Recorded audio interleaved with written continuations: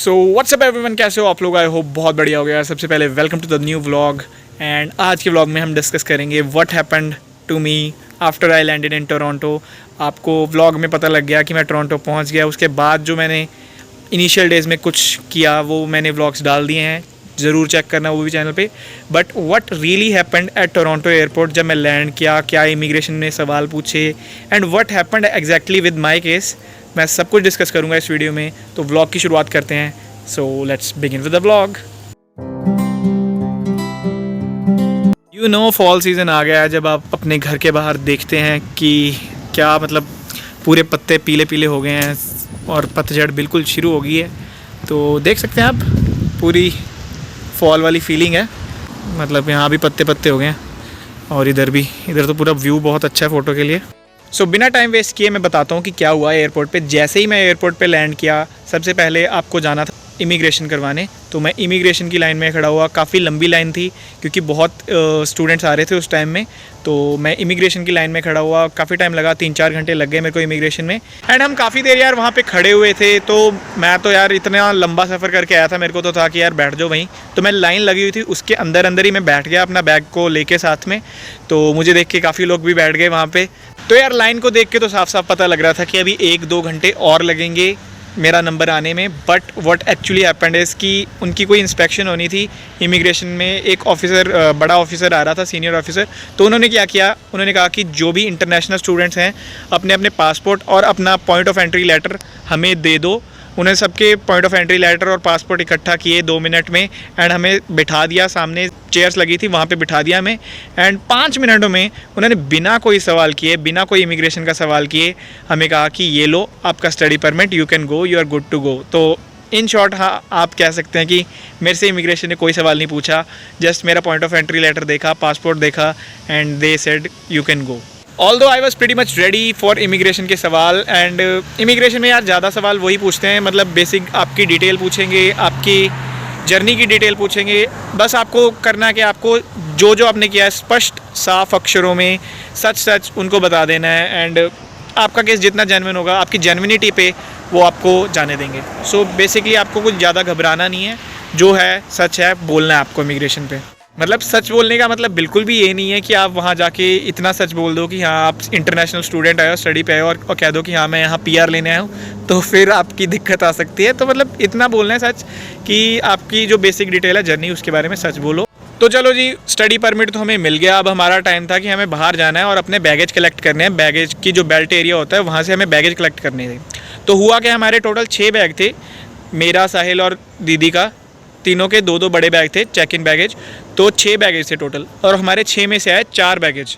और हम 2 बैग को ढूंढने के चक्कर में खज्जल हो गए, हमें मिला ही नहीं हमारा बैग कहाँ गया। हमारे 2 बैग हमारे लापता थे पूरी तरह। तो चलो जी, पहली मुसीबत ये आ गई कि हमारे बैगेज 2 हो गए गुम। मैंने जाके इन्फॉर्मेशन डेस्क से, हेल्प डेस्क से पता करने की कोशिश की कि मतलब क्या इशू क्या है, हमारे बैग कहाँ है, कोई इन्फॉर्मेशन मिल जाए। मैंने पता करने की कोशिश की बट किसी ने कोई हेल्प नहीं की। उन्होंने साफ साफ कह दिया जाओ जाके अपनी एयरलाइन को कांटेक्ट करो। एयरलाइन से मैंने कांटेक्ट करने की कोशिश की। पहली बात तो मेरे पास तब लोकल सिम थी नहीं, मैं कोई कॉल नहीं कर सकता था क्योंकि वो कनेडियन नंबर शो कर रहा था। जो मेरी एयरलाइन थी कॉन्डोर एयरलाइन, उनको मैं कनेडियन नंबर पे कॉल नहीं कर पाया। And second thing they told me कि जाओ आप कॉन्डोर एयरलाइन के जो हेल्प डेस्क है उस पर जाओ, पता करो। मैं कॉन्डोर एयरलाइन के हेल्प डेस्क पे गया। उन्होंने बताया कि आने वाले 10-12 घंटे में कोई फ़्लाइट नहीं है, उनका कोई स्टाफ यहाँ पे है नहीं एयरपोर्ट पे, एंड वो चले गए हैं यहाँ से। तो मतलब मैं कंफ्यूज था कि मैं क्या करूँ, क्योंकि मेरी हेल्प करने के लिए बाकी एयरलाइन वाले कुछ नहीं कर सकता था। एयरपोर्ट वाले स्टाफ ने साफ साफ बोल दिया कि आप एयरलाइन को कॉन्टैक्ट करो, एंड एयरलाइन के बंदे थे ही नहीं।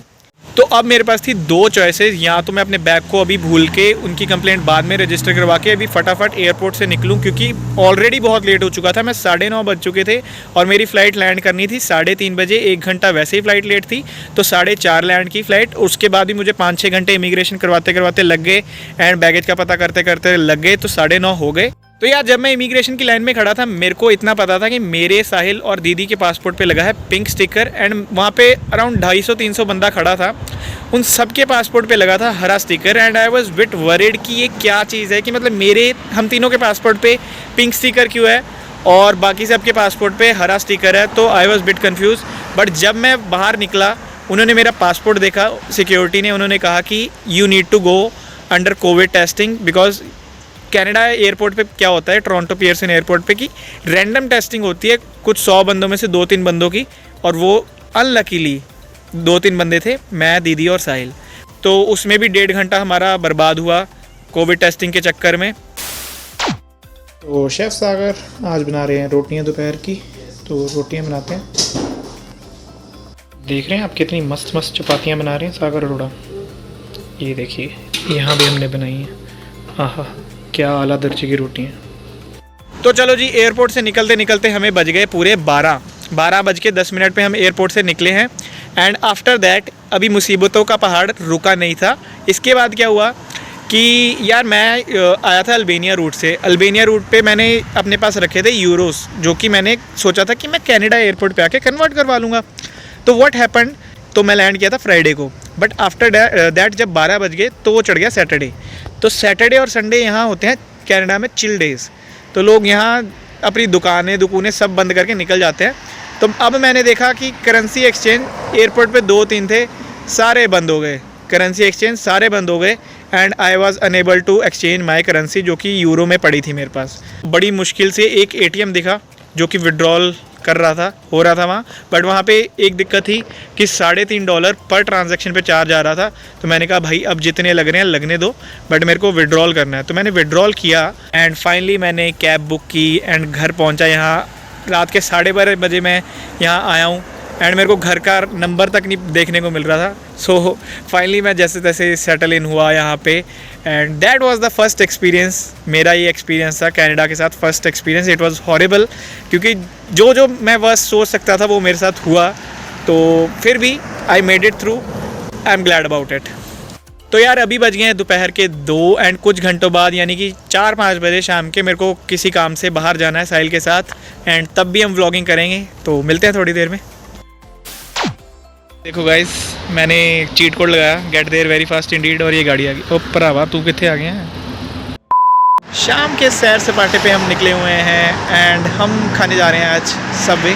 तो अभी बस का इंतज़ार कर रहे हैं। घूमने फिरने आए थे, जो काम करवाना था वो तो हुआ नहीं, तो अब हमने सोचा है कि सबवे खा के आते हैं, पेट भरते हैं। घर जाके मैगी खाएंगे, तो घर जाके फिर मैगी बनानी पड़ेगी, सब ऐसे क्या ऐसी। तो चलते हैं। तो गाइस, जो लोग कहते हैं कि कनाडा में ऐश ही ऐश है, तो मैं आपको बता दूं कि ऐसा बिल्कुल भी ना है, ठीक है। कहते किथे आ गए जिथे साडा इवनिंग स्नैक्स होगे सबवे। 5 minutes later. गाइस, भूख इतनी लगी थी कि हमने व्लॉग के लिए छोड़ा ही नहीं, हमने आधा खा लिया। अब मैं आपको दिखा रहा हूँ, ये है वेजी डिलाइट सबवे का। तो यहाँ अच्छा ऑप्शन है वेजी डिलाइट वेजिटेरियन बंदों के लिए, हमारे जैसों के लिए।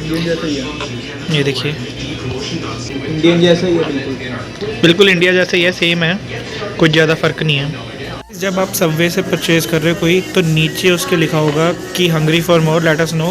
एक सबवे का सर्वे होता है, वो कंप्लीट करोगे तो आपको 2 फ्री कुकीज़ मिलेंगी, मतलब रेफरेंस नंबर मिलेगा, उसको आपको दिखाना है सब आर्टिस्ट को, and you are good to go. आपको 2 अपनी कुकीज़ मिल जाएंगी। जैसा हमने आपको बताया कि ये ऑफ़र अवेल करोगे तो आपको 2 कुकीज़ मिलेंगी। उठाइए साहिल एक अपनी कुकी। बोलता हूँ वो मैं करता हूँ। देखिए, हमने कुकीज़ ले ली हैं मुफ्त की। तो ऐसे ही मुफ्त का खाना खाने के लिए सब्सक्राइब करें मेरा channel. A few minutes later. तो फाइनली पहुंच गए हैं घर पे। So that's pretty much it for the vlog guys. I hope you guys doing well. आप अपना और अपने घर वालों का ध्यान ज़रूर रख रहे होंगे, ये मैं उम्मीद करता हूँ। वीडियो को यहाँ तक देख रहे हो तो लाइक का बटन ज़रूर दबाना। चैनल को सब्सक्राइब नहीं किया तो फटाफट से सब्सक्राइब भी कर देना यार।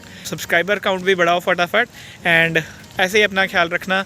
सो until next time, see you around.